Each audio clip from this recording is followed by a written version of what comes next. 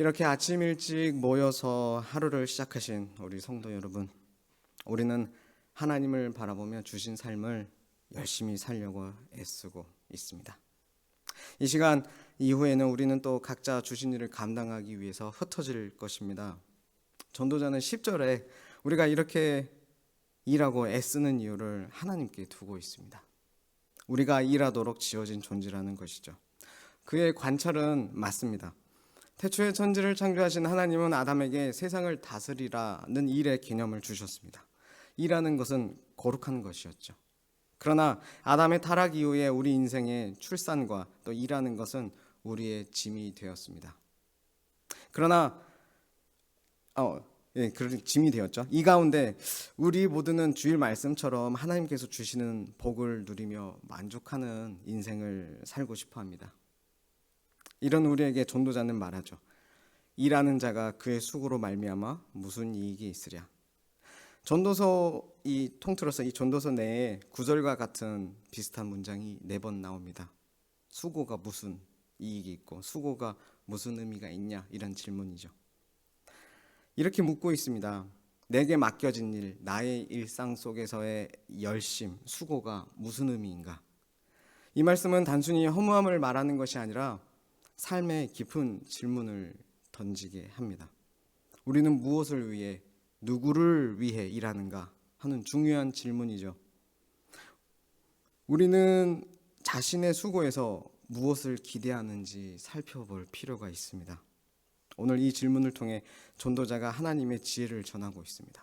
하나님이 우리에게 주시는 오늘의 지혜입니다. 우리는 이렇게 날마다 하나님을 바라보고 살아감이 우리의 힘이요 능력임을 알기에 오늘도 이 지혜를 받기 위해 모였다가 흩어져 살아가고 있는 것이죠. 그렇죠? 그것 때문에 모인 것이죠. 이렇게 모인 여러분들을 주 안에서 사랑하고 축복합니다. 하나님 아버지께 나온 우리를 또한 하나님 또한 기뻐하실 줄로 저는 알고 있습니다. 오늘 말씀을 보면 하나님은 우리에게 수고를 주셨지만 동시에 그 수고의 끝과 의미는 인간이 완전히 알 수 없도록 만드셨다라는 것을 볼 수 있습니다. 우리는 모든 것을 통제할 수 없고 예측할 수 없습니다. 그렇다면 전도서에서 가장 많이 나오는 단어 허무함을 넘어서 우리 인생 속에서 어떻게 진정한 의미와 행복을 찾을 수 있을지 한번 말씀 통해 알아보려고 합니다. 전도자는 고백합니다. 11절 말씀 우리 한 번만 같이 읽을까요? 시작. 하나님이 모든 것을 지으시되 때를 따라 아름답게 하셨고 또 사람들에게는 영원을 사모하는 마음을 주셨느니라. 그러나 하나님이 하시는 일의 시종을 사람으로 측량할 수 없게 하셨도다. 아멘. 하나님이 모든 것을 지으시되 때를 따라 아름답게 하셨다. 그리고 사람의 마음에는 영원을 사모하는 마음을 주셨다고 합니다. 이 말씀은 우리 안에 있는 갈망과 현실 사이의 간극을 설명합니다. 우리는 아무리 이룬 것이 많아도 만족할 수가 없는 존재입니다. 여행을 늘상 가고 싶어하는 여행을 가도, 집을 새로 사도, 자녀가 좋은 대학에 가도 그것만으로는 우리 내면이 충족되지 않습니다. 왜냐하면 우리 안에는 영원을 사모하는 마음, 즉 하나님과의 관계에서 오는 궁극적 만족에 대한 갈망이 있기 때문입니다. 그러므로 전도자는 말합니다. 사람마다 먹고 마시는 것과 수고함으로 낙을 누리는 것이 하나님의 선물이다. 13절 말씀이었는데요. 일상의 작고 단순한 일들, 그 속에 담긴 하나님의 손길을 느끼고 감사하는 것이 복된 삶이라는 것입니다. 하나님은 반드시 우리에게 복을 주시는 하나님이십니다. 우리 주일 말씀처럼. 그러나 우리는 일상에서 하나님의 일하심을 누리지 못하며 항상 선하게 일하시는 하나님을 놓칠 때가 많습니다. 우리의 자기 중심성에서 날마다 샘솟는 것들이, 죄악들이 하나님의 하나님 되심을 잊게 만들기 때문입니다. 이런 일상에서는 내가 정하는 나의 수고에 대한 타당한 상급에 대한 기준이 있습니다. 그리고 기대가 있죠. 이 기대가 충족되고 이 기준을 넘어야 내 수고에 의미가 있다고, 그리고 또한 나는 행복해질 수 있다고 착각합니다. 일상이 아름다워졌던 저의 한 간증을 좀 나눠보려고 합니다. 작년 9월 21일 토요일 아침 7시 30분, 제 인생 중 가장 큰 사고가 난 사건입니다. 그 전날 WOG 복음전도 학교를 끝으로 여러분과 마지막 만남이 되었을 수도 있었던 날이었습니다. 그날 피곤한 채로 새벽에 일어나서 6시 무렵에 집을 나섰습니다. 경기도 한 교회에서 열리는 푸른바람 청소년 세미나에 참석하기 위해서 호남 고속도로를 달렸습니다. 목요일부터 3일째 폭우가 쏟아지고 있었습니다. 그날 아침이면 3일째니까 그날 아침이면 비가 도로거나 오지 않을 것을 예상했습니다. 근데 비가 그치질 않더라고요.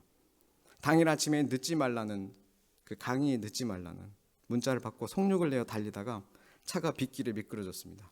미끄러지다가 철제 가드레일이 끝나 교각이 시작되는 그런 콘크리트 난간에 제대로 부딪혔습니다. 에어백이 터지고 굉장히 빠른 속도로 회전했습니다. 적어도 제 기억에 적어도 3번이거든요. 정신을 잠깐 잃었던 것 같습니다. 3번 회전했는데 SUV 차량은 회전하면 전복될 확률이 차고가 낮은 차에 비해 40%가 높은데 제 차가 SUV거든요. 360도 회전하면서 돌면서 뒤따라오는 두 차량이 보였습니다. 2차로밖에 없는데 2차로에 나란히 두 차량이 달리고 있더라고요. 제 차와 충돌할 것이 뻔히 보였습니다. 그 짧은 순간에도 그런 계산이 되더라고요.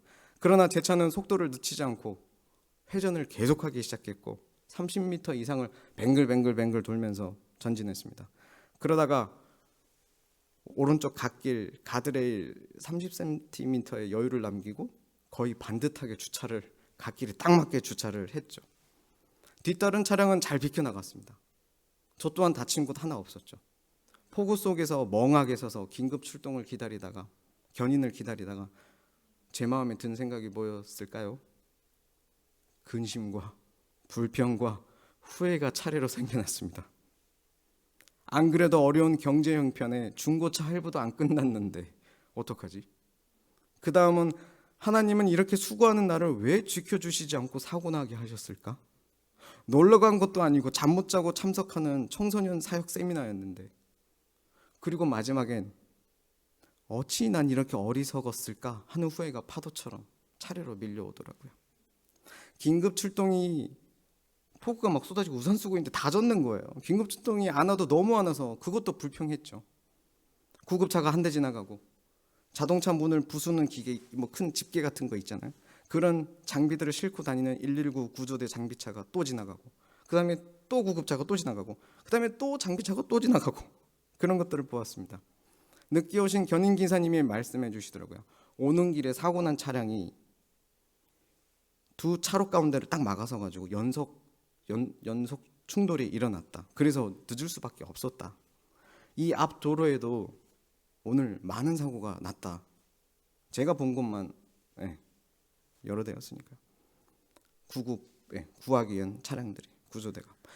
그때 제가 겪은 사고가 제가 세운 기준과 내 수고의 타당함을 넘어서 새롭게 보이기 시작했습니다.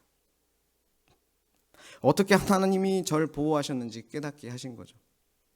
하나님은 제 차량을 단 한 번만 충돌하게 하셨습니다. 그렇게 많이 회전하는 가운데 차량 옆구리가 아닌 프레임이 가장 튼튼한 모서리를 부딪히게 하셔서 교각 아래로 추락하거나 회전에도 전복하지 되지 않게 하셨습니다. 또 갓길에 제대로 주차시켜서 연쇄 추돌이 나지 않게 하셨고, 다른 사람의 생명과 제 몸을 하나도 다치지 않게 하셨습니다. 그날 평소처럼 가족들과 평범한 식탁에 둘러 앉아서 밥을 먹기 전에 기도 안 할 수가 없더라고요. 이렇게 기도했습니다. 늘 선하신 하나님, 저를 보호하시고 저를 가족 품에 돌아올 수 있게 해주셔서 감사합니다. 남편과 아버지를 잃지 않고 우리 가정이 함께 식사를 하게 해주셔서 감사합니다. 우리 가정이 이 자리에 함께 즐거이 똑같은 매일 먹는 그런 반찬이지만 이 식사를 주심에, 이 맛있는 음식들을 주심에 감사합니다. 이 자리에 제가 앉아 있게 해주셔서 감사합니다 하고 정말 기쁘고 감사한 마음으로 기도드렸습니다. 평범한 그날 저녁은 하나님의 선하심이 다스리는 영혼에 맞닿아 있었습니다. 오늘 말씀처럼 우리의 시종은 모릅니다. 저는 그날이 끝이었을지도 모르죠. 그날 오전 7시 30분. 그러나 우리는 예수 그리스도 안에서 얻은 생명으로 이미 영혼을 향해 가는 인생이기에 무엇을 위해, 누구를 위해 살아야 할지 저는 다시금 새기는 특별한 날이 되었습니다. 그 다음 날이었던 주일에 저는 약속된 장년부 새가족 1:1 양육을 통해서 복음을 전할 수 있었습니다. 새로운 청소년부 친구에게 새 친구 교육을 통해 예수님을 전할 수 있었습니다. 그리고 매주 하는 그 사역을 하면서도 저는 그 어느 때보다 행복했습니다. 늘 해오던 같은 사역이지만 달랐던 것이죠. 예수 그리스도 안에서 오늘 그날 현재를 누리며 기쁨이 충만했습니다. 제 안에 가장 깊은 갈망, 내 인생 최고의 보물, 제 기쁨의 근원이신 예수님이 나와 함께 계심을 누렸습니다. 사랑하는 성도 여러분, 이 세상이 주는 것들에는 행복의 한계가 있습니다. 지상의 쾌락과 물질적인 것들로 결코 우리는 만족할 수가 없습니다. 또한 행복을 보장하지도 못합니다. 우리가 하나님의 형상으로 창조되었기 때문에 이 땅의 일시적인 것들에 만족할 수가 없는 것입니다. 전도서 3장 14절은 이렇게 말합니다. 하나님께서 행하시는 모든 것은 영원히 있을 것이라. 이 땅의 모든 일은 지나가지만 하나님의 일은 영원합니다. 이것에 눈뜨게 해주신 분이 바로 예수님입니다. 예수 그리스도는 하나님의 구원의 계획이자 영원한 생명의 길입니다. 예수님은 우리의 오늘을 구원하시기 위해 오셨습니다. 날마다 지고 가는 우리의 수고와 허무, 죄와 죽음을 짊어지셨습니다. 그리고 부활하심으로 우리에게 영원한 생명을 약속하셨습니다. 이 복음이 오늘 우리에게 무슨 의미일까요? 우리가 예수님과 동행하며 살아갈 때 그 삶은 헛되지 않다는 것입니다. 오히려 그 날들이 영원의 일부가 된다는 것이죠.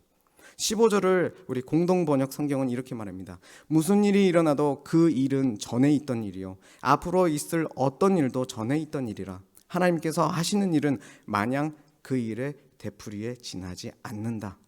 공동번역 성경은 이렇게 이 말씀 15절을 표현하고 있습니다.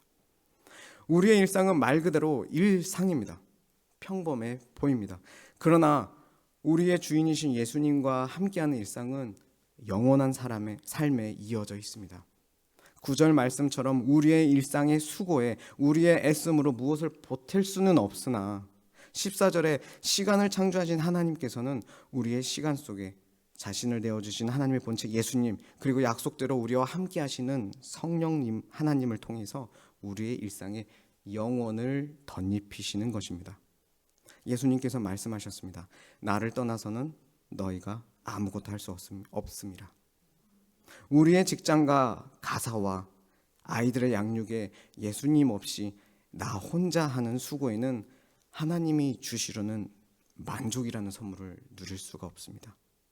인생의 의미와 행복은 예수 안에서만 찾을 수 있습니다. 찬송가 후렴처럼 우리는 딴 길로 가지 말아야 합니다. 말씀 맺으려 합니다.